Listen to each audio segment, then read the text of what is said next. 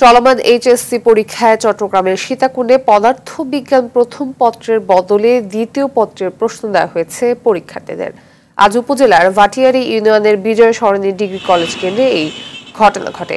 পরীক্ষার রুটিন অনুযায়ী পদার্থবিজ্ঞান প্রথম পত্রের পরীক্ষা দিতে এসেছিলেন পরীক্ষার্থীরা, কিন্তু কর্তৃপক্ষ তাদের হাতে ধরিয়ে দিল পদার্থবিজ্ঞান দ্বিতীয় পত্রের প্রশ্ন। পরে শিক্ষার্থীদের হইচই দেখে ভুল প্রশ্নটি নিয়ে নেওয়া হয়। এর প্রায় 2 ঘন্টা পর সঠিক প্রশ্ন হাতে পান পরীক্ষার্থীরা। এদিকে ভুল প্রশ্ন দেয় সকাল 10টার পরীক্ষা শুরু হয়েছে বেলা 12টার দিকে। তবে কার ভুলে এমনটা হয়েছে তা খতিয়ে দেখতে দুটি তদন্ত কমিটি গঠন করা হয়েছে। সীতাকুণ্ড উপজেলার নির্বাহী কর্মকর্তা রফিকুল ইসলাম বলেন, কার ভুলে এই ঘটনা ঘটেছে তা তদন্ত করে দেখা হবে। 174 ফুটের হওয়ার কথা ছিল, সেটা না করে তারা 175টা তারা বিলি করে ফেলেছে পরীক্ষার্থীদের।